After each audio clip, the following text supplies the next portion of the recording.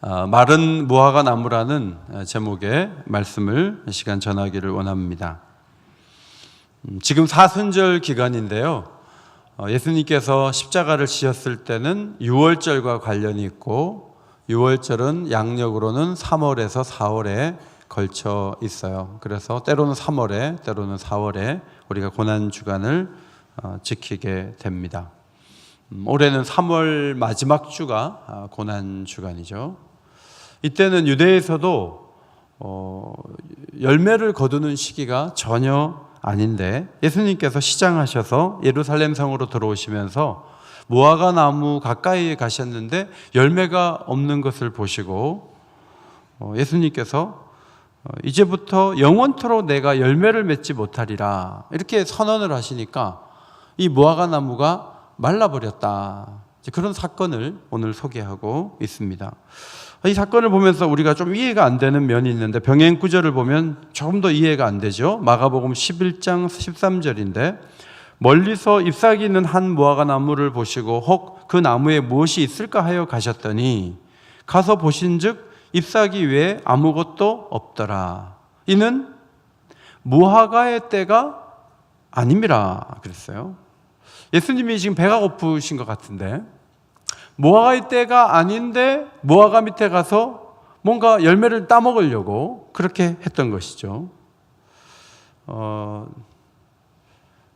전에 우리 해남 쪽에 우리 청년부하고 중고등부가 봉사활동 간 적이 있는데, 그쪽 영광, 해남 그쪽에 무화과를 재배한 데가 많아가지고 그때부터 이제 무화과 철이 되면 저희 집에서는 6,000원, 7,000원 주고 한 박스씩 사다가 먹거든요. 근데 이게 식용 식사 대용이 돼서 이 든든한 면이 있다는 것을 경험을 합니다. 문제는 예수님께서 무화과가 열매 맺힐 그런 때가 아닌데 왜 거기 가가지고 찾고 또 없다 그래서 왜 저주를 하셨냐 하는 거죠. 이제부터 영원토록 내가 열매를 맺지 못하리라. 혼동을 일으킨 것은 주님 자신이신데 애꿎은 죄 없는 나무만 말려 죽으셨다. 예수님이 혼동하셨다면 문제가 아니겠습니까? 무슨 판단의 오류가 이렇게 결정적인 어떤 증거가 된다면 예수님의 전지하심에 문제가 있어 보입니다.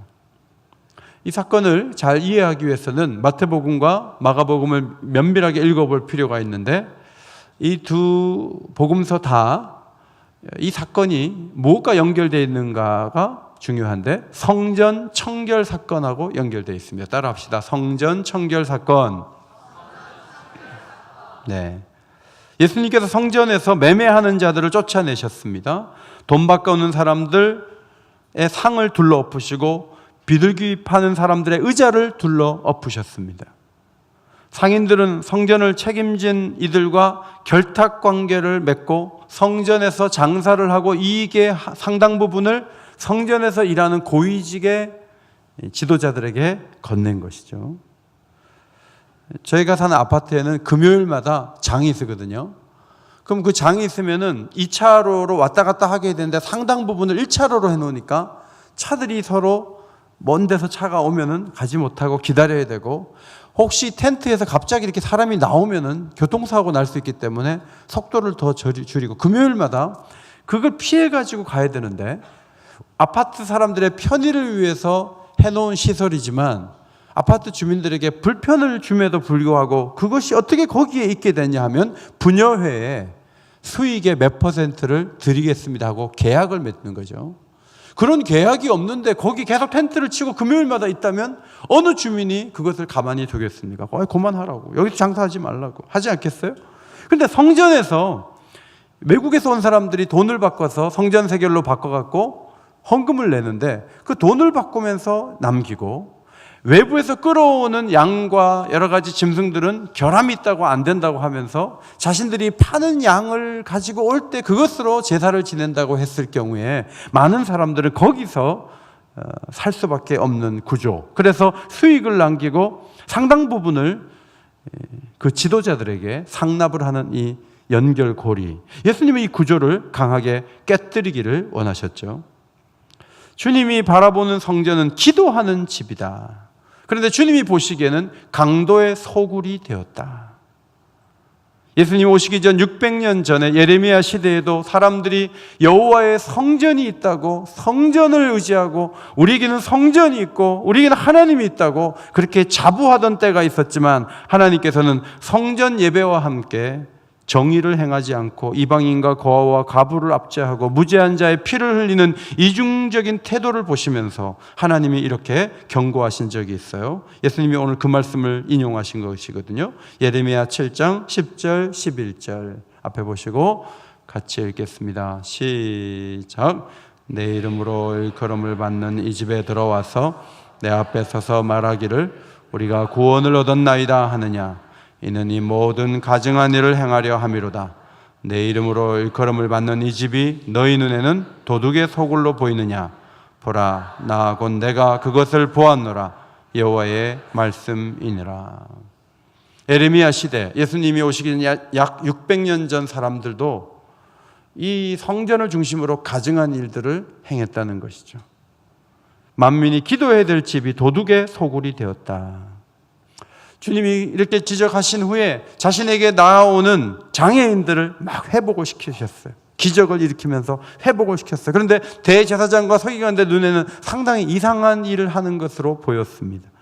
그리고 아직도 옆에서 예수님을 따라다니면서 호산나 다윗의 자손이여 이렇게 말하는 아이들을 보고 막 화가 난 거예요. 분노가 일어났어요. 그래서 예수님한테 이렇게 얘기했어요. 그들이 하는 말을 듣느냐.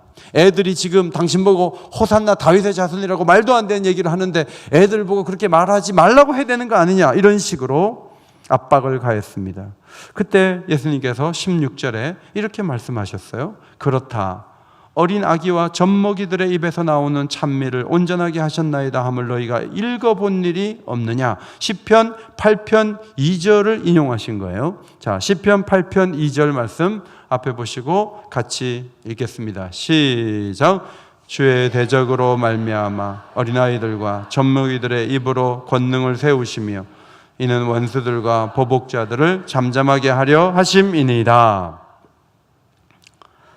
여기 어린아이가 있고 젖먹이가 있는데요. 젖먹이가 어떻게 말을 할까? 그런데 여러분은 아이들에게 몇 년 동안 모유를 수유하셨죠?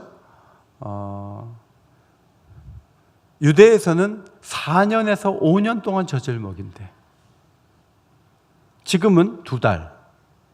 아이가 막 엄마를 찾아도 막 젖병 딱 물려가지고 이불에다 개갖고 손도 안 대고 이렇게 먹을 수 있게 해서 애가 우유병 들고 먹을 수 있게 이렇게 하는, 우리 상황에서는 이게 말이 이해가 안 되지만 4살 정도 되는. 그래서 제가 이 설교 준비를 하고 있는데 오늘 손민아 목사님이 딸 루아를 데리고 왔어요. 그래서 제가 그 아이를 몇 개월 됐냐 했더니 42개월 됐대요. 그러면 우리 한국 나이로 4, 5살 되는 거잖아요. 그래서 걔가 무슨 말을 하는가 제가 손민아 목사를 만나면서 계속 봤어요. 그랬더니 바나나를 주니까 바나나 먹기 싫어요 이렇게 얘기를 했어요. 4살짜리가 바나나 먹기 싫어요 이렇게. 오렌지를 찍어주니까 오렌지는 좋아요. 오렌지. 조금 있다 보니까 화장실 갈래요. 엄마가 데리고 나가서 화장실 가고 뭐 눈도 맞추고 자기 감정과 의지를 이제 막 표현하는 그 나이가 이 어린아이 젖먹이들의 입에서 나오는 얘기인데요. 하나님이 연약한 아이들을 통해서 하나님의 영광을 선포하게 하시는 거죠. 목적이 뭐냐면 원수들의 기분을 상하게 하기 위해서. 원수들은 꿈도 꾸지 못하는 표현을 할 수도 없는 그런 얘기를 젖먹이의 입에서 하나님이 영광을 받으신다는 거예요. 하나님의 아들이 세상에 오셨는데 그렇게 성경을 많이 보고 그렇게 대단한 사람들은요, 예수님에 대해서 정말 냉수 한 컵도 주지 않는 거예요.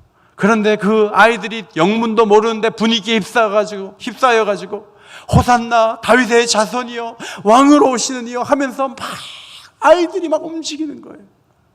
그렇게 하면서 그렇게 도통하고 대단한 사람들의 하나님의 영광에 얼마나 가려져 있는가를 하나님이 보게 하신다는 것이죠.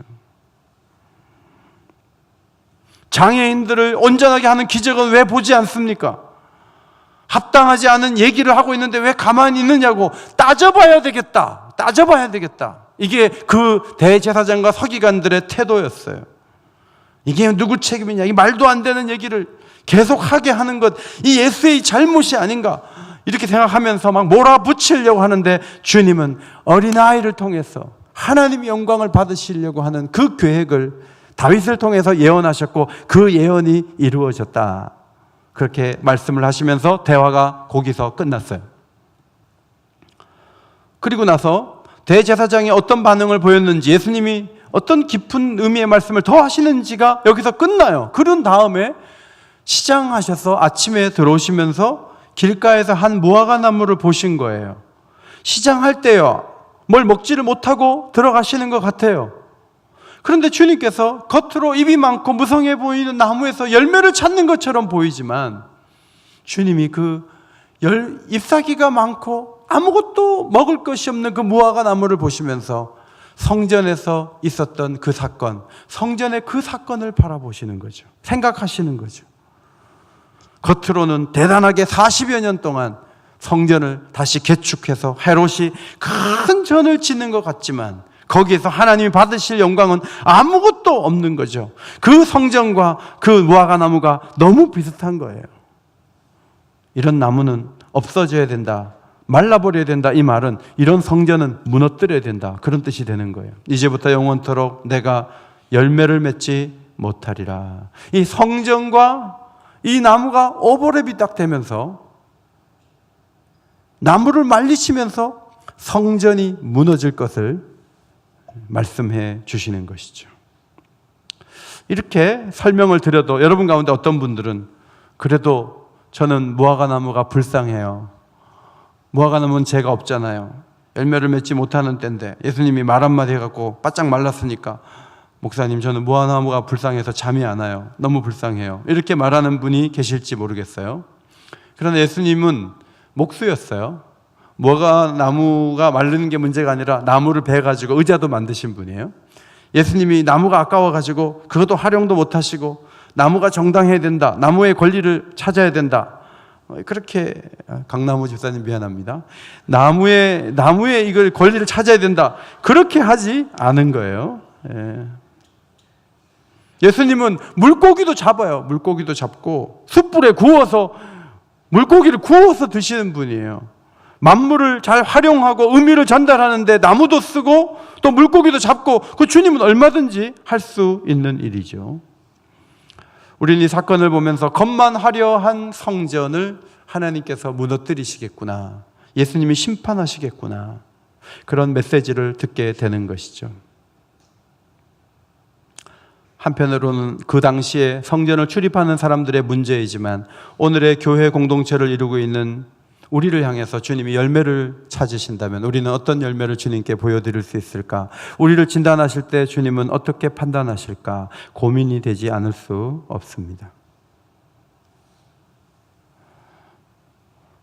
하나님 앞에서 이 성전이 기도하는 집으로서의 기능을 다해야 되는데, 새벽마다 교회에서 기도회를 이어가잖아요. 명절 연휴에도 새벽에 모여 기도를 드려요. 엄밀하게 말하는 의미에서는 이 성전은 예수님을 의미하는 것이죠. 우리가 모이는 이 교회당의 의미보다는 사실은 예수님이 성전이 되시는 거죠.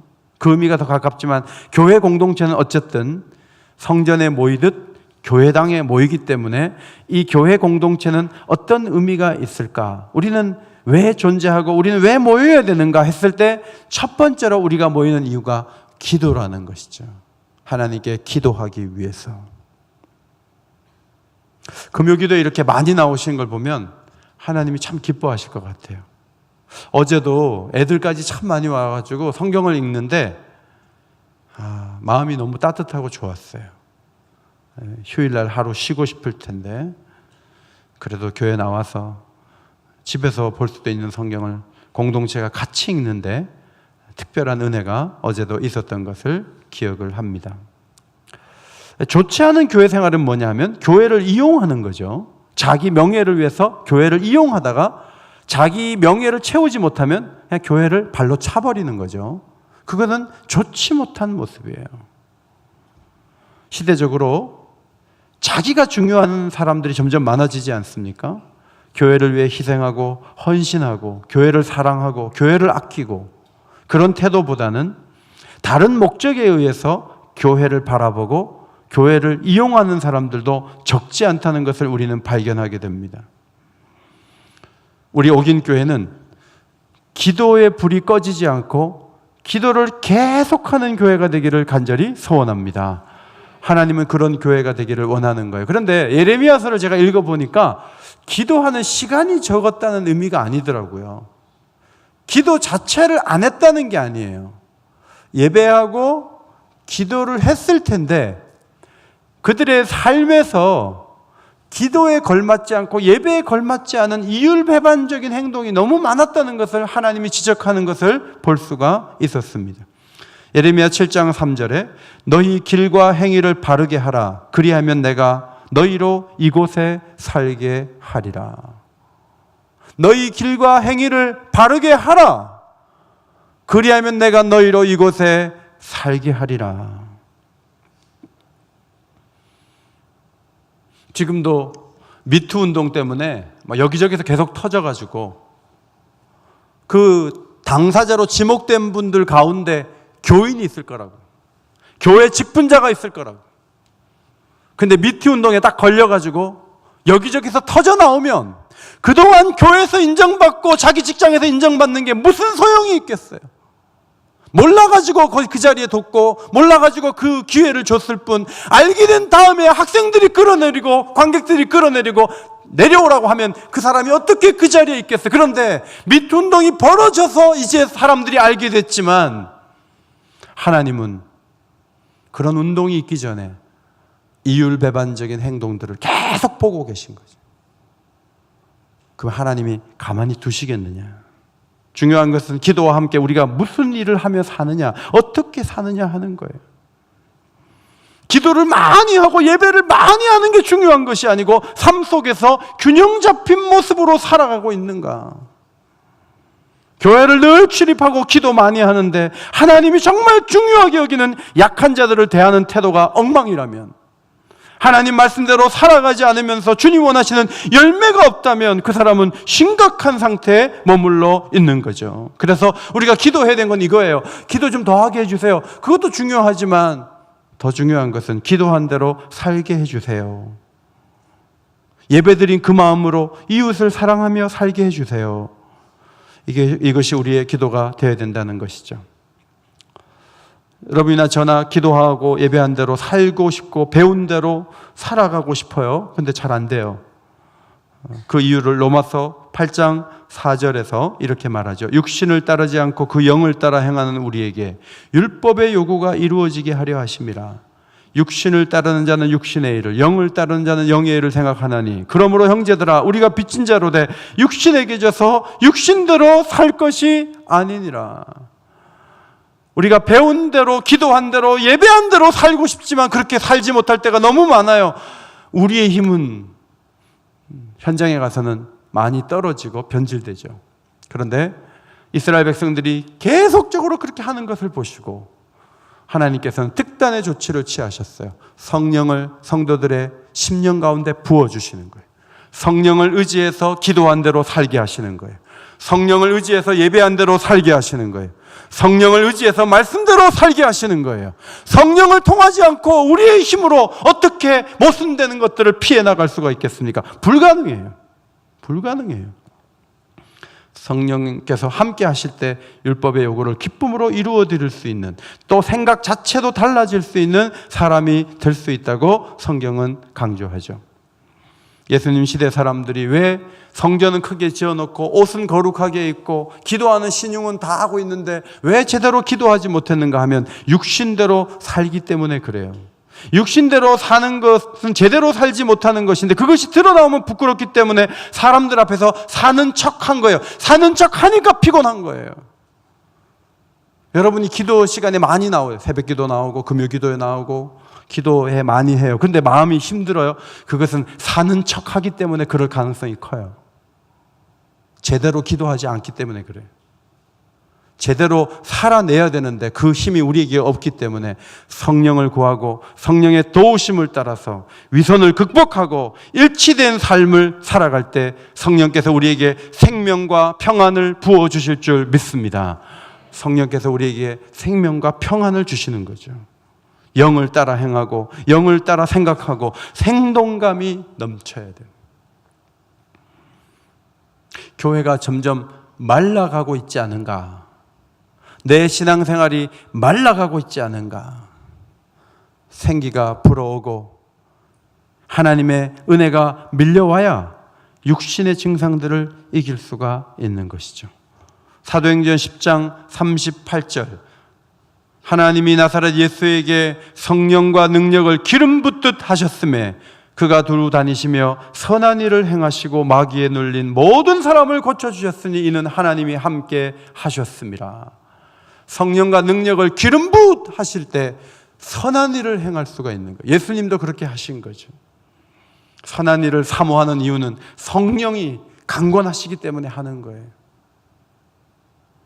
예루살렘 교회가 연약한 자들을 강력하게 구제할 수 있었던 것은 성령으로 충만했기 때문에 가능한 거예요. 누가 자기 재산 팔아서 남을 도와요? 그런데 예루살렘 교회는 성령으로 충만하다 보니까 예배와 기도에 걸맞는 선한 일을 하는 자리까지 나가게 되었다 하는 것이죠. 오늘도 성령을 의지하시기를 바랍니다. 로마서 8장 26절 말씀을 앞에 보시고 읽도록 하겠습니다. 중등부 큰 소리를 읽어요. 로마서 8장 26절 시작. 이와 같이 성령도 우리의 연약함을 도우시나니 우리는 마땅히 기도할 바를 알지 못하나 오직 성령이 말할 수 없는 탄식으로 우리를 위하여 친히 간구하시느니라. 문제는 기도한 대로 살지 못하는 게 문제가 아니고 기도 자체도 잘 못한대요. 뭘 기도해야 될지도 모르는 거예요. 세베대 아들들의 어머니같이 주의 우편에 하나는 주의 우편 하나는 주의 좌편에서 예수님 왕 되시면 우리 아들 국무총리 삼아주시고 비서실장 삼아주세요 이렇게 부탁하는데 무슨 요청을 하는지도 모르면서 얘기를 하니까 예수님이 답답하신 거죠. 우리가 기도 자체를 못한다는 거예요. 예수님 당시 종교인들은 기도를 못했어요. 사실은 뭘 기도해야 될지를 몰랐어요. 기도하는 신용만 했어요. 외식적으로 길게 기도했지만 기도다운 기도를 드린 적이 없었어요. 그래서 기도가 없는 성전이 되었던 거예요. 그래서 성전의 기능이 다른 데로 옮겨가면서 성전에서 돈이나 벌자 했던 거예요.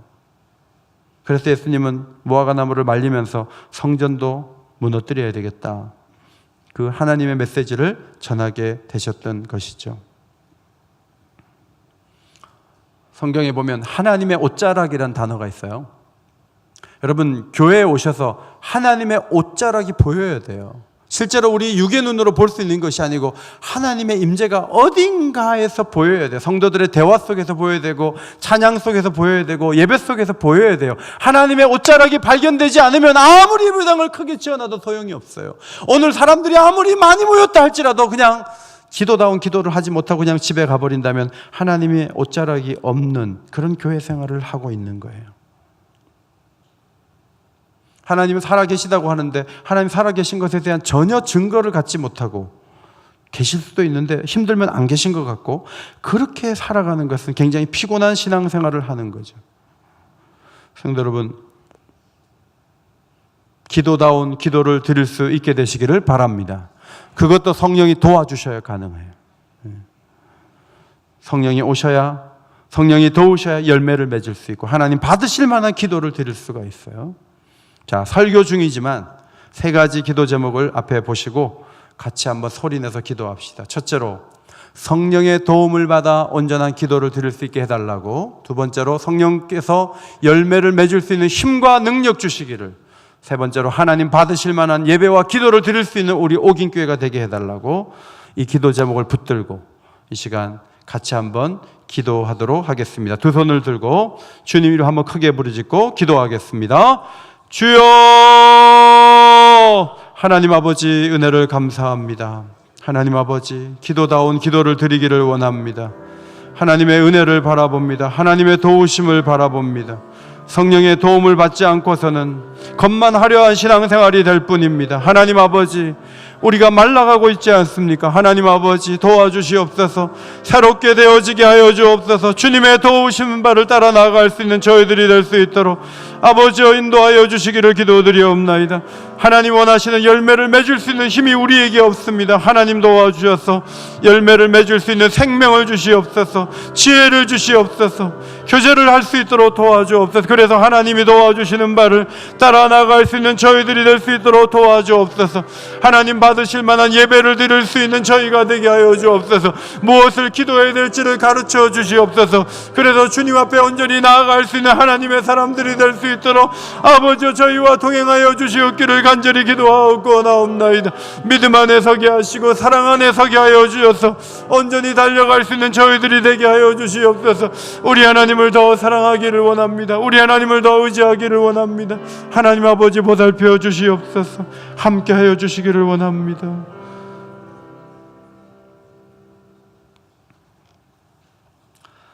(20절) 봅니다. 20절 제자들이 보고 이상히 여겨 이르되 무화과 나무가 어찌하여 곧 말랐나이까. 이게 무슨 의미입니까? 어떻게 이런 일이 있을 수 있습니까? 무화과 나무가 마른 것은 무슨 의미가 있습니까? 의미를 찾지 않았어요. 어떻게 말 한마디에 무화과 나무가 마르지? 대단한데? 물리도 걸으셨고요, 오병이어의 기적도 보이셨고요, 죽은 자도 살리셨어요. 못할 게 뭐가 있으세요? 그런데 무화과 나무가 마른 게 너무 가슴에 복받칠 정도로 대단한 거예요. 어떻게 말 한마디, 이 푸른 나무가 그렇게 갑자기 말라요?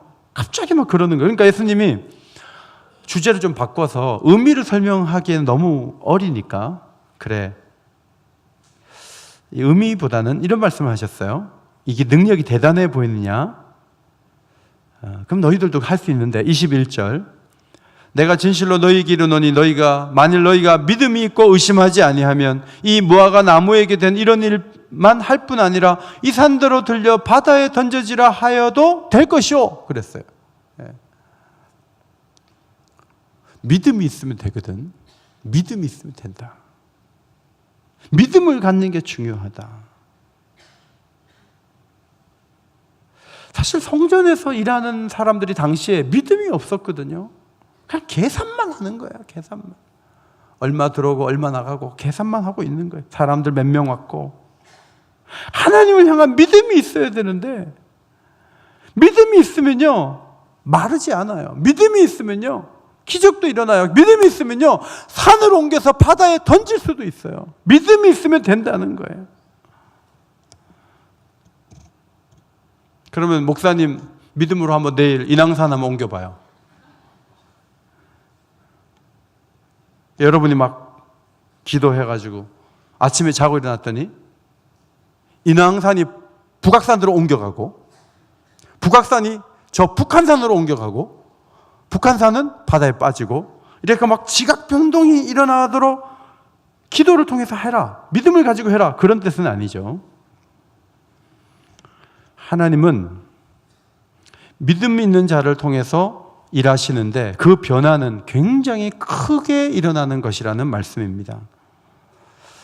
과연 될까?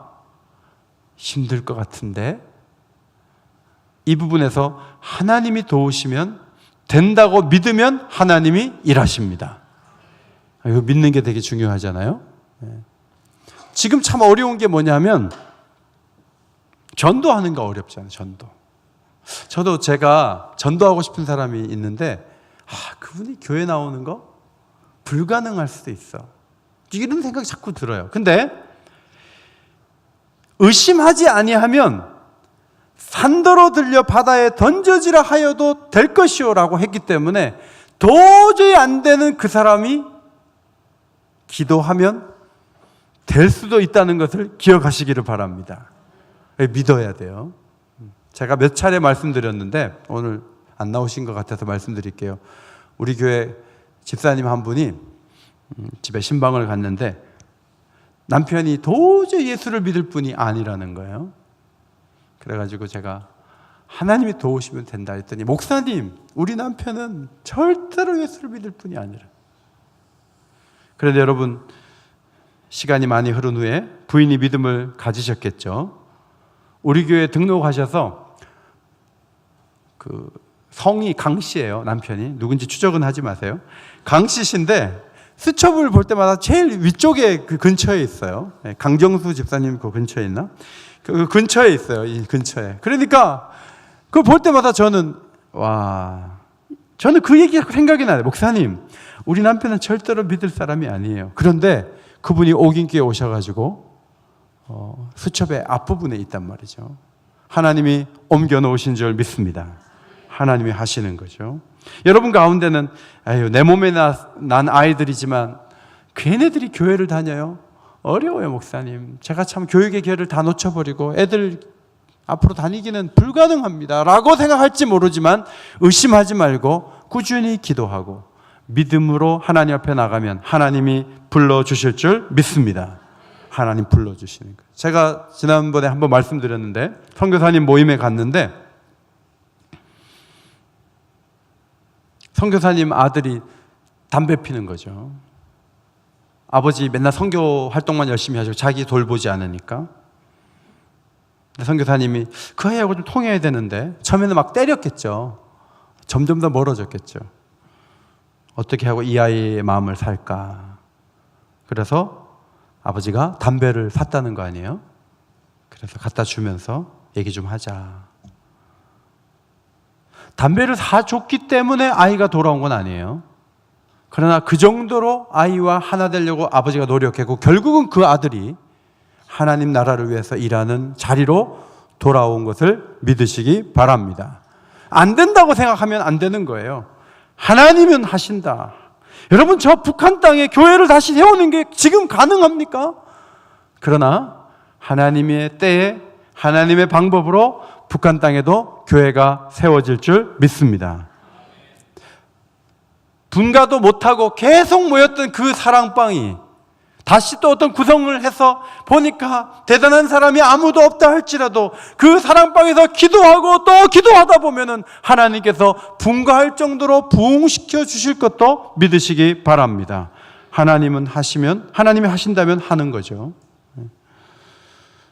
더 많은 선교사를 파송할 수 있을까? 파송할 수 있습니다. 교회가 부흥하는 거 가능한가? 가능합니다. 여러분 성경을 보면 고레스 왕 같은 왕이 나타나가지고 이스라엘이 포로 생활을 마감하고 돌아갈 때 물질적인 후원과 길을 열어주고 그곳에 있는 관리들까지 움직이면서 하나님 백성들을 전적으로 후원하는 고레스 왕 같은 사람이 나타난다는 것은 무슨 의미를 주고 있는가 하면 우리에게도 놀라운 후원자들이 생길 수 있다.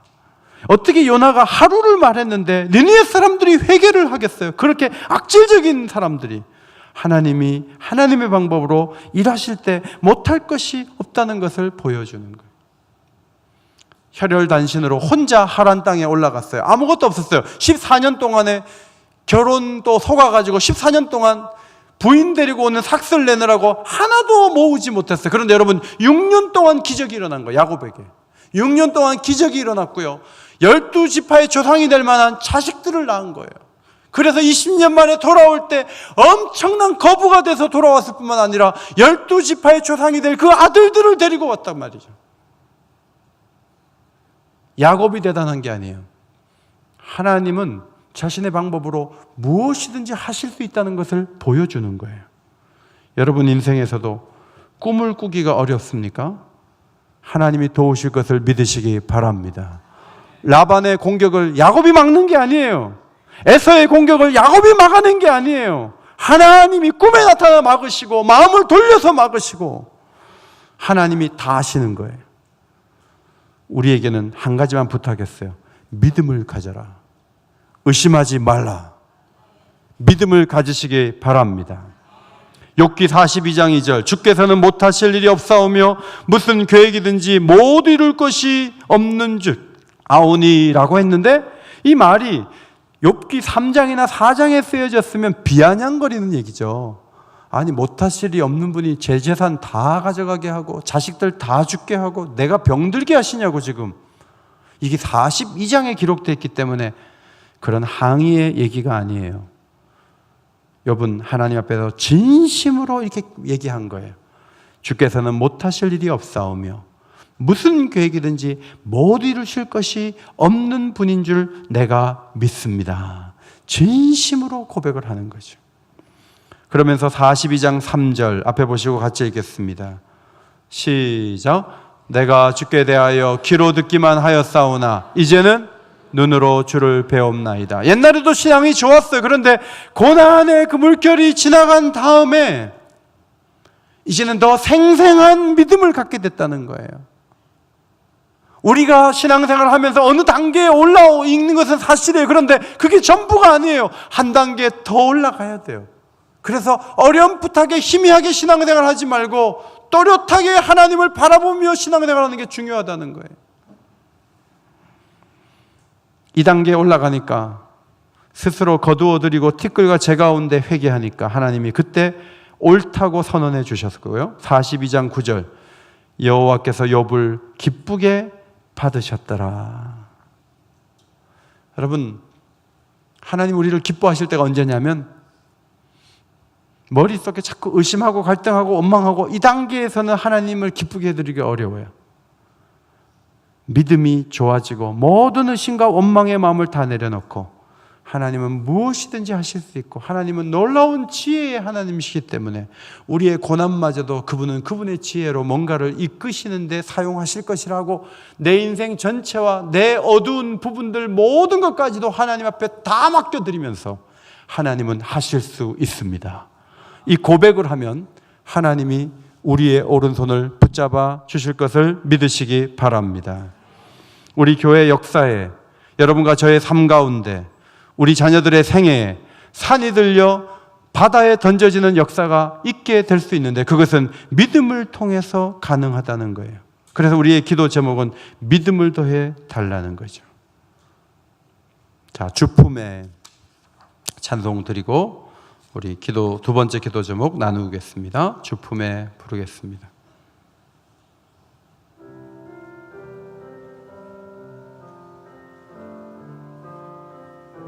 주품에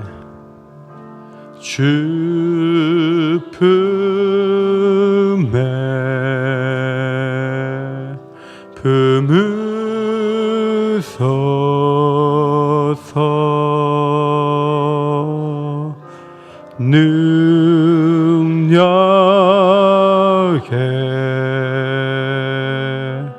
발로 덮으소서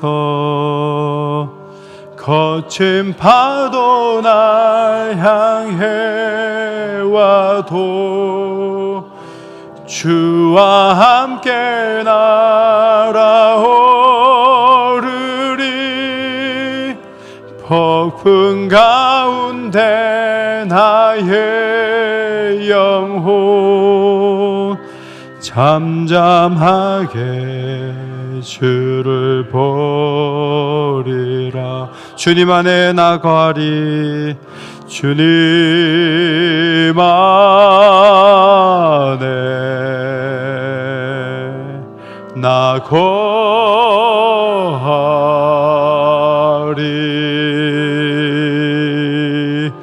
주 능력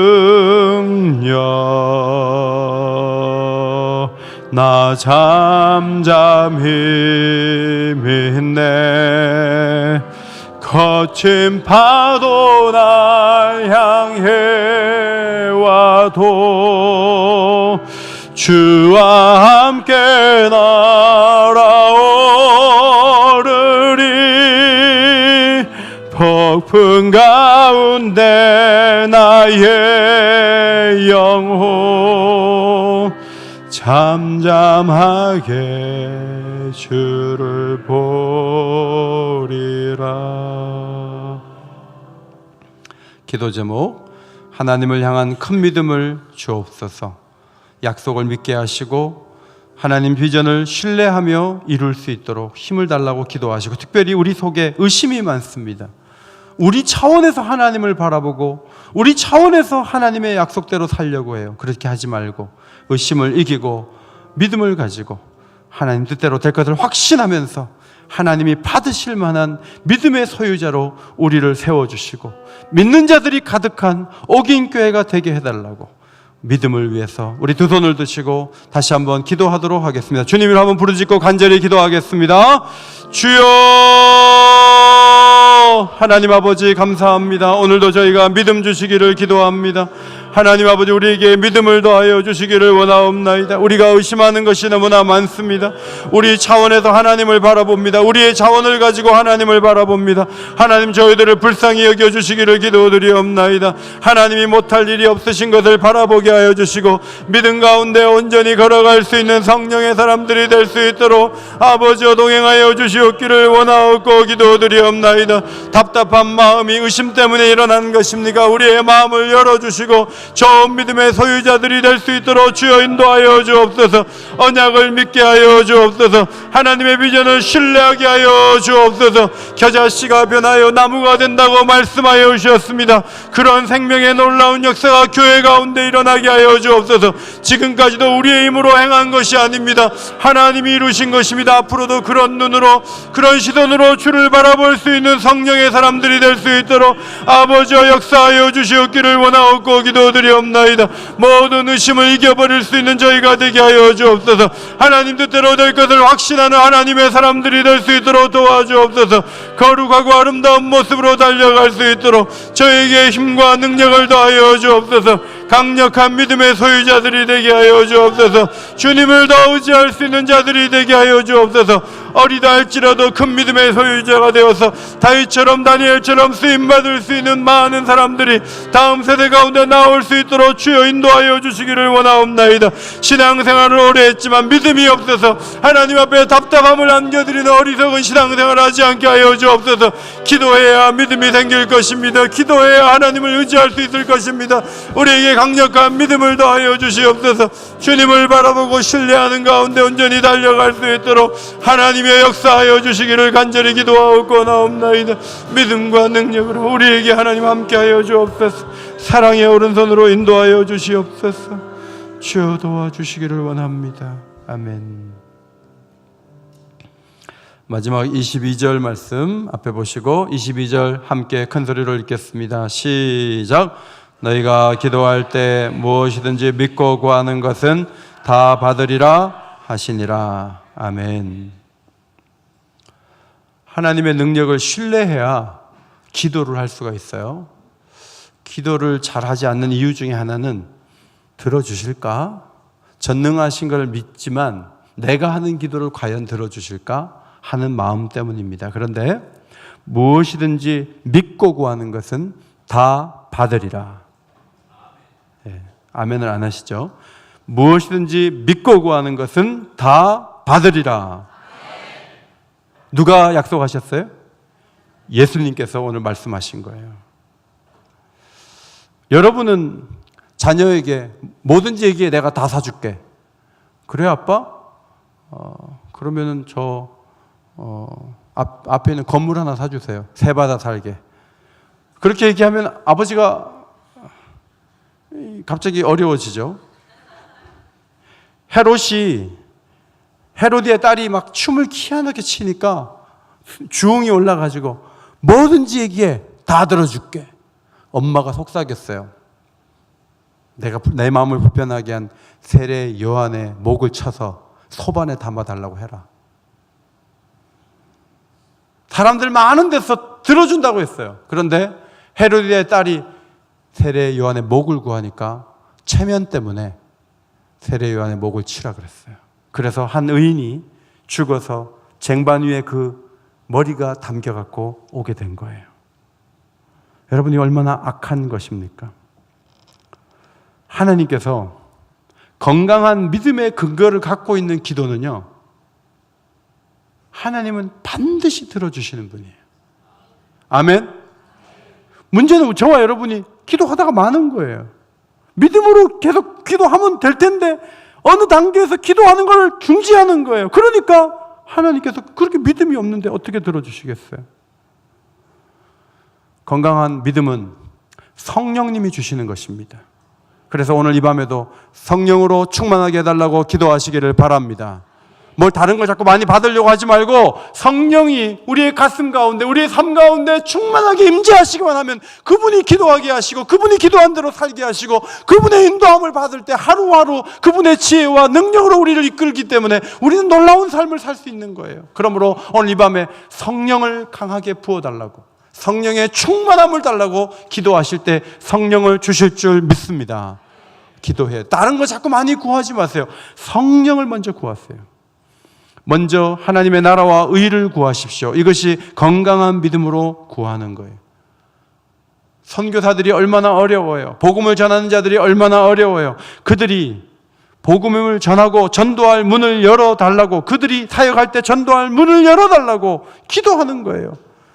덕을 세우려고 기도하는 거예요. 거룩함을 위하여 기도하는 거예요. 지혜가 부족한 우리에게 지혜를 달라고 기도하는 거예요.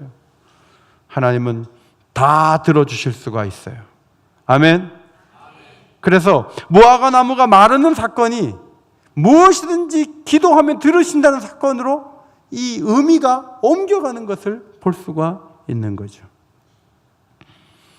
전 지금 2번 기도했는데 여러분들이 왜 오늘은 목사님 설교를 하다 지금 중간에 기도를 인도하고 불편하다, 불편해.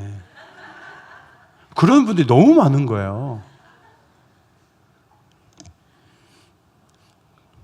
그냥 68년 전부터 하던 걸 계속 해야죠. 그죠? 안 변하고. 이렇게 하면 또 열심히 기도하고 이렇게도 하고 저렇게 할 수 있어야지. 어떻게 이렇게 똑같은 방식으로 하지 않으면 마음이 불편하고 그래요? 그러면 안 돼요. 그것도 믿음이 얇은 거예요. 어떤 상황에서도 기도할 줄 아는 성도들이 되시기를 바랍니다. 네. 자, 아까 우리 불렀던 세상 흔들리고 사람 줄을 떠나도, 이 찬양 드리고 마지막 기도 제목 가지고 같이 기도하겠습니다.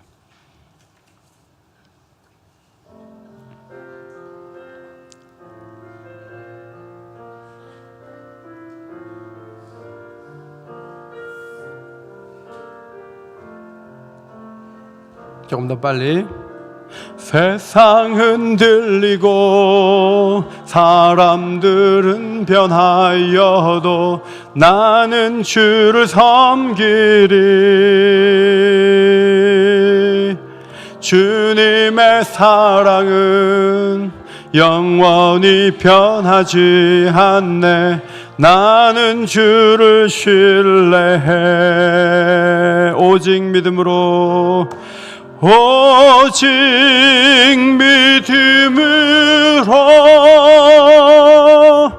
믿음으로 내가 살리라.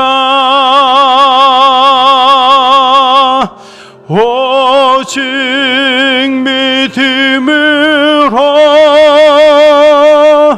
믿음으로 내가 살리라. 믿음은 들리고 사람들 주를 떠나도 나는 주를 섬기리. 주님의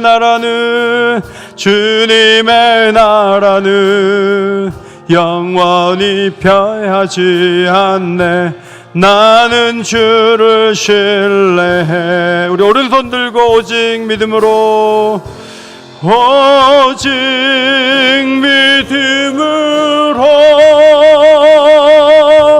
믿음으로 내가 살리라. 오직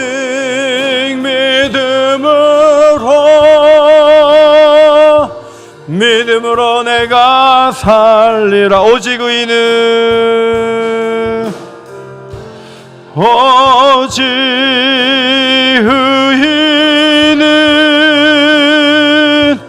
믿음으로 말미암아 살리라. 오직 의인은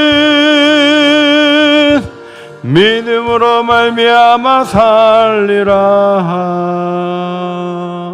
우리 교육자님들 앞으로 나오시고 같이 기도합시다. 첫 번째 기도 제목은 150의 비전을 믿음으로 이루어가게 해달라고 기도하기 원합니다. 특별히 500 사랑방을 언제 이루겠습니까? 사랑방이 개편되는데